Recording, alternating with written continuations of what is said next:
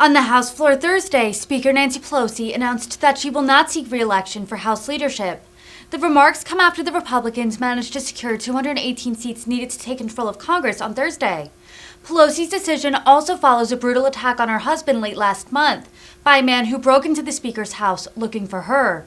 Before her announcement, Pelosi said, quote, "I've enjoyed working with 3 presidents, achieving historic investments in clean energy with President George Bush, transformative health care reform with President Barack Obama, and forging the future from infrastructure to health care to climate action with President Joe Biden." For what purpose does the gentlewoman from California seek recognition? Madam Speaker, I ask unanimous consent to address the House for 1 minute. Without objection, the gentlewoman is recognized for 1 minute. Thank you, Madam Speaker.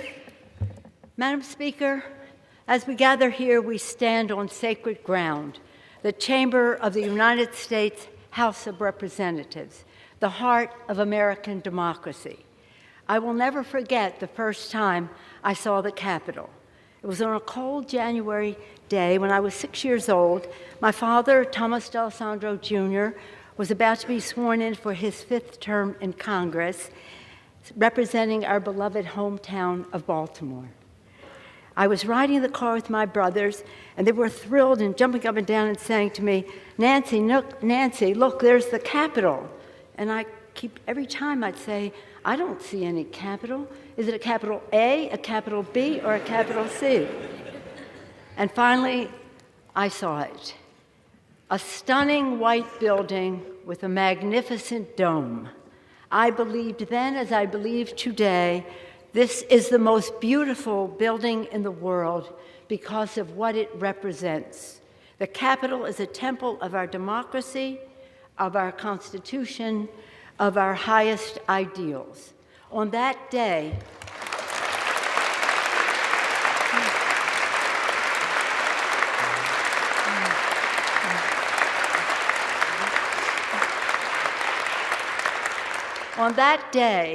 I stood with my father on this floor as he took a sacred oath to support and defend the Constitution of the United States against all enemies, foreign and domestic. All of us who have served in this House have taken the hallowed oath of office, and it is the oath that stitches us together in a long and storied heritage. Colleagues who served before us are all our colleagues. Colleagues like Abraham Lincoln, Daniel Webster, Shirley Chisholm, Patsy Mink, and our beloved John Lewis.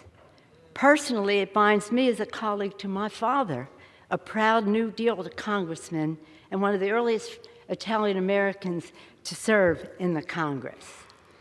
And this is an oath we are duty-bound to keep, and it links us with the highest aspirations of the ages. In this room, our colleagues across history have abolished slavery, granted women the right to vote, established Social Security and Medicare, offered a hand to the weak, care to the sick, education to the young, and hope to the many.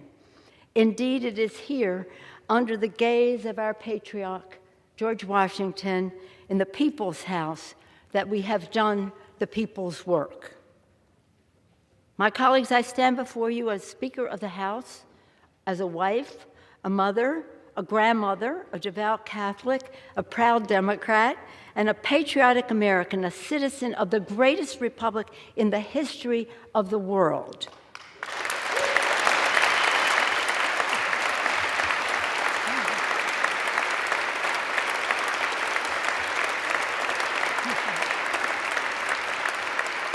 Which President Lincoln called the last best hope on earth. Indeed, in the words attributed to another of our colleagues, the legendary Daniel Webster, he said, "Hold on, my friends, to the Constitution of your country and the government established under it. Miracles do not cluster. That which has happened but once in 6,000 years cannot be expected to happen often." Indeed, American democracy is majestic, but it is fragile. Many of us here have witnessed its fragility firsthand. tragically, in this chamber. And so democracy must be forever defended from forces that wish it harm. Last week, the American people spoke, and their voices were raised in defense of liberty, of the rule of law, and of democracy itself.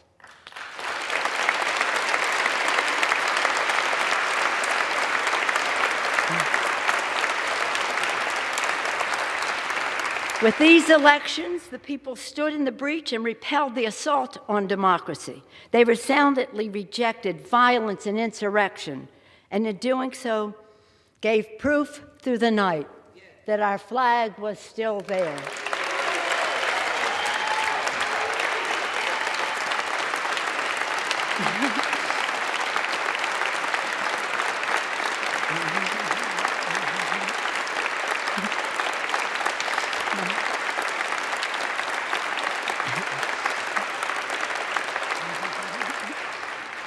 And now we owe to the American people our very best to deliver on their faith, to forever reach for the more perfect union, the glorious horizon that our founders promised. The questions before this Congress and in this moment are urgent. Questions about the ideals that this House is charged by the Constitution to preserve and protect.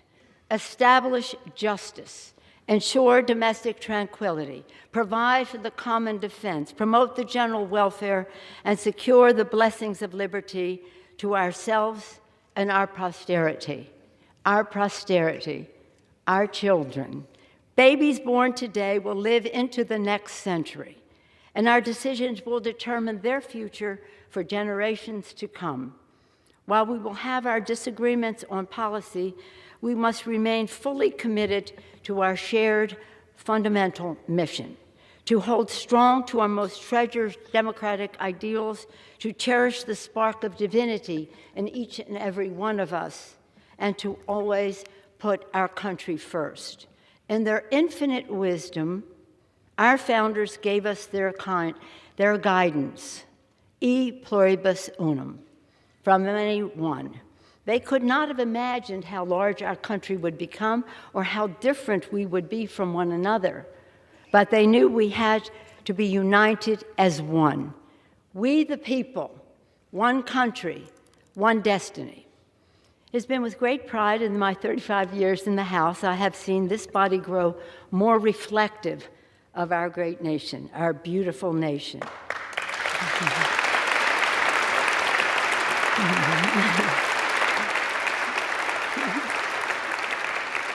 When I came to the Congress in 1987, there were 12 Democratic women. Now there are over 90, and we want more.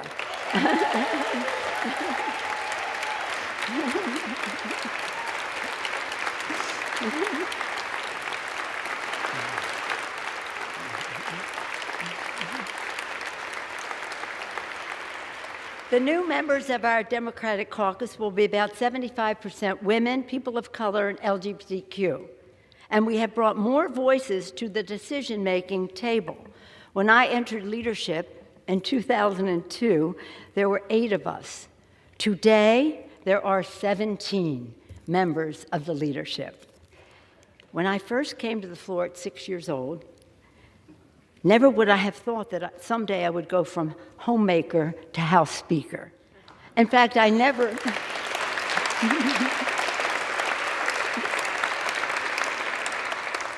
fact, I never intended to run for public office. Mommy and Daddy taught us through their example that public service is a noble calling and that we all have a responsibility to help others. In our family, my brother Tommy then became mayor of Baltimore also. But it's been my privilege to play a part in forging extraordinary progress for the American people. I have enjoyed working with 3 presidents, achieving historic investments in clean energy with President George Bush.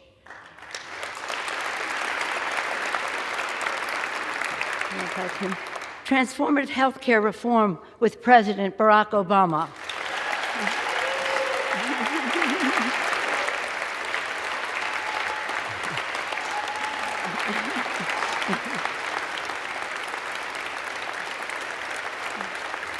and forging the future, from infrastructure to healthcare to climate action, with President Joe Biden.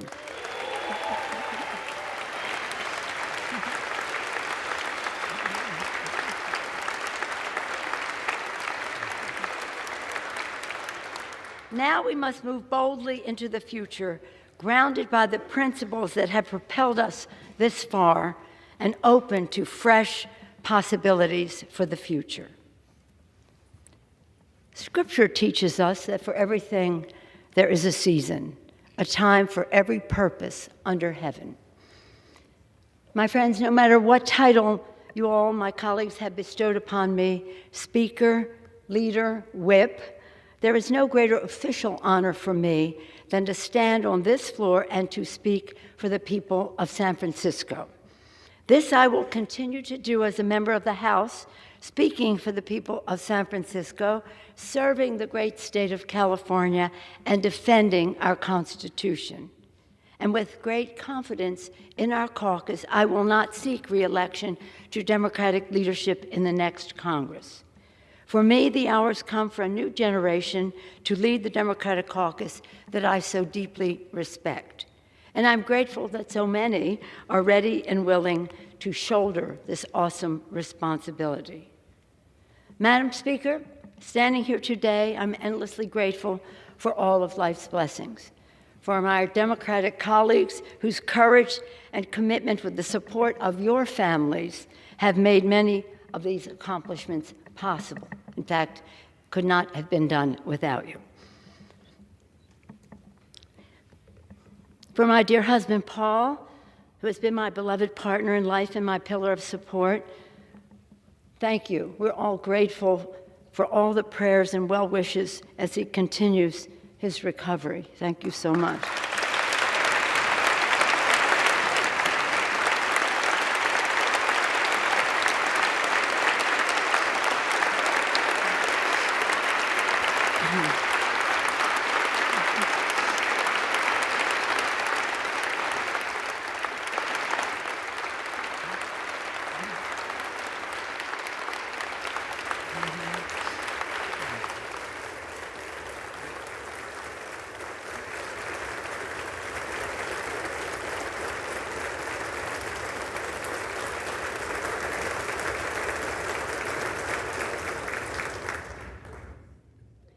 For our darling children, Nancy, Corinne, Christine, Jacqueline, Paul, and Alexandra, and our grandchildren, Alexander and Madeline, Liam, Sean, and Ryan, Paul and Thomas, Bella and Octavio, they are the joys of our lives for whom and we are so very, very proud of them and a comfort to us at this time.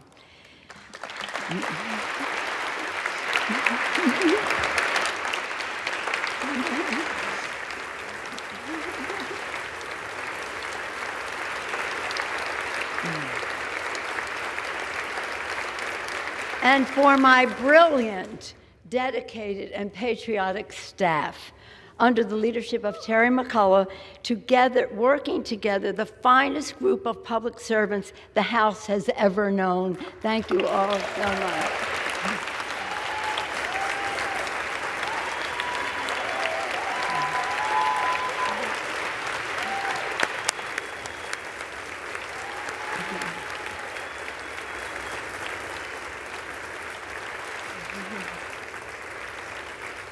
And again, for those who sent me here, for the people of San Francisco, for entrusting me with the high honor of being their voice in Congress. In this continued work, I will strive to honor the call of the patron saint of our city, St. Francis. Lord, make me an instrument of thy peace. In this house, we begin each day with a prayer and a pledge to the flag. And every day, I am in awe of the majestic miracle that is American democracy. As we participate in a hallmark of our republic, the peaceful, orderly transition from one Congress to the next, let us consider the words of, again, President Lincoln, spoken during one of America's darkest hours. He called upon us to come together, to swell the chorus of the Union, when once again touched, as surely they will be, by the better angels of our nature. That again is the task at hand.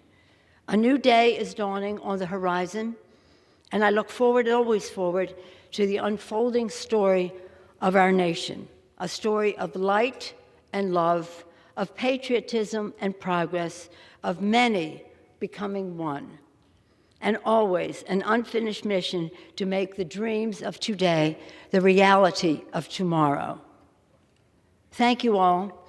May God bless you and your families, and may God continue to bless our veterans and the United States of America. Thank you all so much.